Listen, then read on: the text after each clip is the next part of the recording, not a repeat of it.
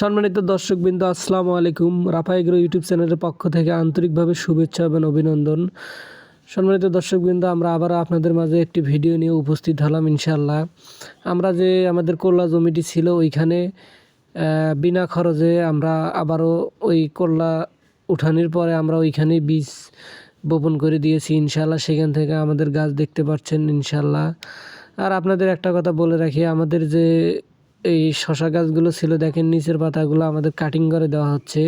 আমরা সাধারণত জেনে থাকি যে শশা গাছের উপরে 4 পাতা রেখে নিচের সম্পূর্ণগুলো ছাঁটাই করে দিলে শশার গ্রোথ ভালো হয় এবং শশার ফুল অধিক স্ত্রী ফুল অধিক দেখা যায় এবং যার কারণে শশার গ্রোথটা ঠিক থাকে। এই জন্য আমরা যে নিচের লেড ব্লাইট যে রোগটির আগে ওই রোগে যে পাতাগুলো মরে গেছে ওই পাতাগুলো কেটে দিচ্ছি এবং শশার গাছটা সুস্থ এবং সবল রাখার জন্য আমরা সম্পূর্ণ নিচের পাতা ছেটে দিয়ে উপরে 4 পাতা রেখে দিচ্ছি।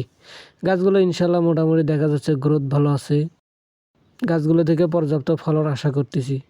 ধন্যবাদ সবাইকে। রাফা এগ্রো ইউটিউব চ্যানেলটি সবাই অবশ্যই সাবস্ক্রাইব করে পাশে থাকবেন এবং ফেসবুক চ্যানেলটি লাইক দিতে ভুলবেন না। ইনশাল্লাহ দেখা হবে আপনাদের সাথে আবারও নতুন একটা ভিডিও নিয়ে। আসসালামু আলাইকুম। সবাই ভালো থাকবেন, সুস্থ থাকবেন।